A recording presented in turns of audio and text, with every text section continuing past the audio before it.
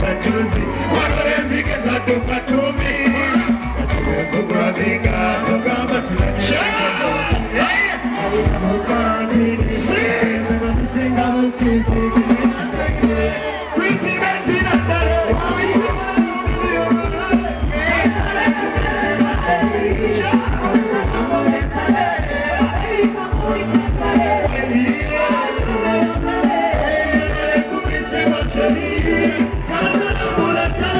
It's been a long time. Got me sing, I will chase it, I will take it. I don't know what I'm quarantine. Catch it. It's been a long time. Got me sing, I will chase it, I will take it, baby. I don't know what I'm saying. For everyone, the moment of quarantine. Are you sure?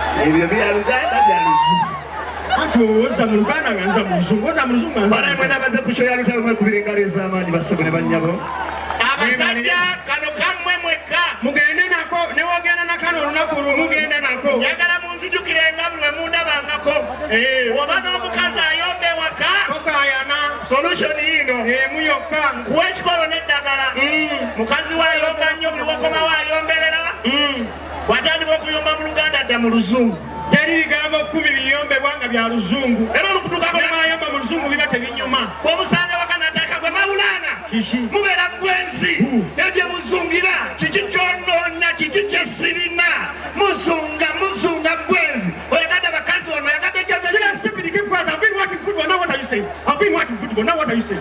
Which another is there? Which another is there? I've been watching football. Man versus Arsenal. What are you saying now? Ogenda kuliaki. Tugerege no jereke. Ado ne wala osajja watagoka. Wala osajja nga muyombye waka. Nyo ngajja buli kimu n'akiyombera enenfufe kola kimudaini.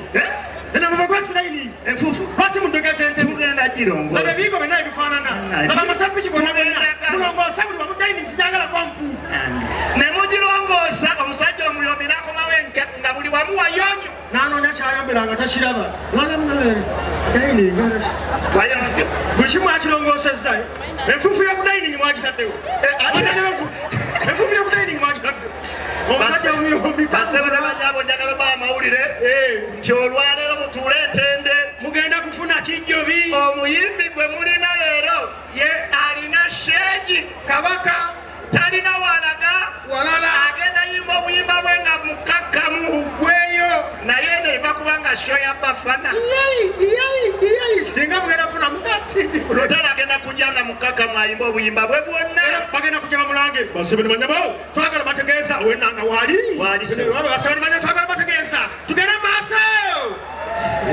mimi wakame watabu Daudi Lutalo aje mpola nga mukakamu atandika obuyimba bwe kamu wama mukama buno bulamu wange nabo kuwa kati sitani aswale abegulumiza abo masekerede amaso bafuna naye nga gafatoke pola kamukachi uliamu mugweyo sereza mwezi gweyo kubanga akafana ngendo show ya bafana ngaloti ya bafana alimba oluyimba lumu nalwogererako ebigambo mutwalo mulanga basabana banyabo tugenda maaso tugende maaso. He's the one and only. He's the Ugandan artist. Aina vocals, aina ekitone, ziza bafana. Listen, what is the name of your name? Pull up. What is the name of your name? Connected, never take one of them, but connected later.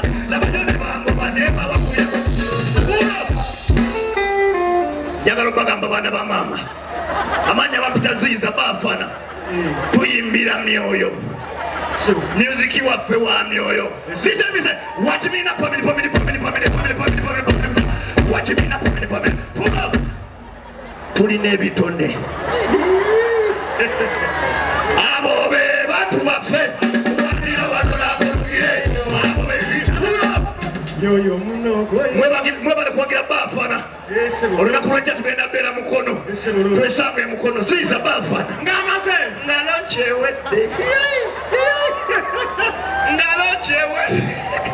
Kali no yabayambi azikubye. Banjula kabako. Oyo tasobola kuba wadde second zes. Basaba na banyabo. Right about now tubanjulira bibi wakabi. Roden wai kabako.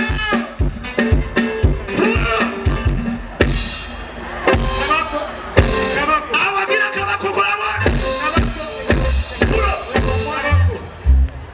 Another problem.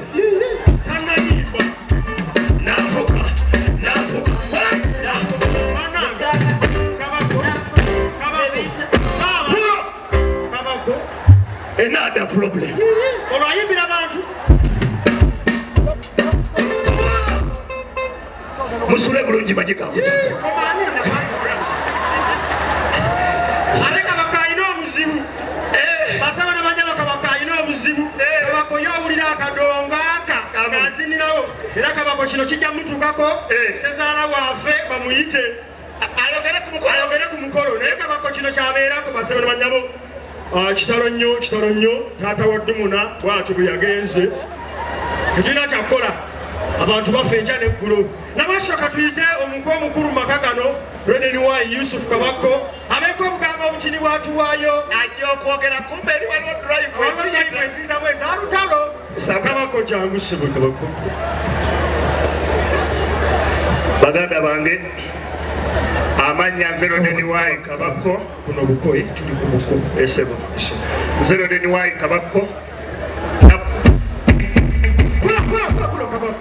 Kabako oli ku buko kuno kufa kwa Sezaalawo baziga meerere basebo ne bannyabo olw'okuviirako Sezaala wange abadde pulo Kabako Sezaalawo yafudde bitalo byerere basebo basanga banyawo njagala bamawulire nti music ya Uganda twayisigaza abayimbi babale omu yafa yali radio and whistle wali bajja kukuba bate radio yafa wali may his soul rest in peace emuyimbi yayimbanga ngasobola kayirira wadi nga tebagimuwadde nayimba nogamba nti kituufu omusajja ono asaana wadi mazima erinnya lyange olisize enfuufu ogambye abantu ebyennyanja byange ebyentunda bivundu amagoba gange gakukwasa ensalwa songa amaanyi gange lwaki oyagala okufuna amangu wulira abaakaakati be tulina balina ebikwaso mu kamwa ayaminenya kokonyo amyamyamyamya kokonyo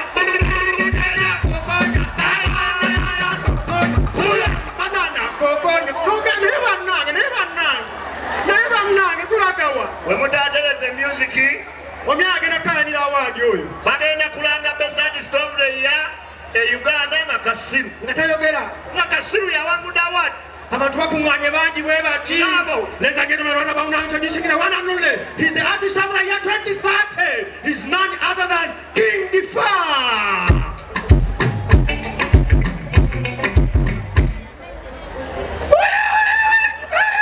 Kasiru obadde olangani tayogera wakuvunulira basabana banyabo Uganda yaguddemu ekyekango kuno yawangudde music award nokwogerayogera basabana banyabo mukolo wa King Difa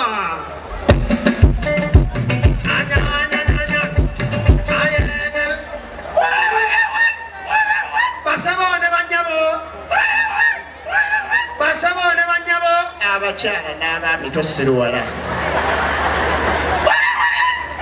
Abakyala n'abaami mbebaza mwebale nze nyimba oba nyimba ki nze mazima nyimba ate bwe ntandika yimba mbanga lwasa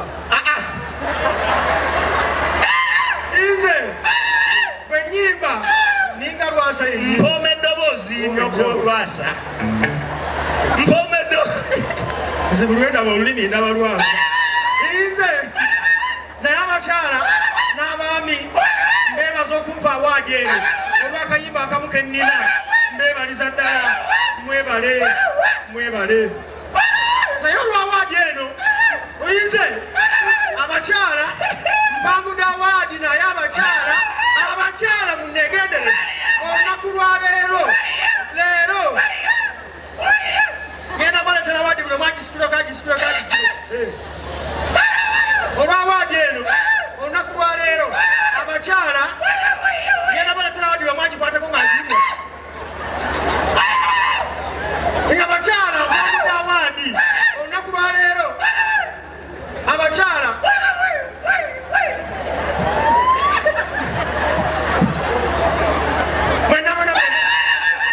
waji sigenda koma ku bakyala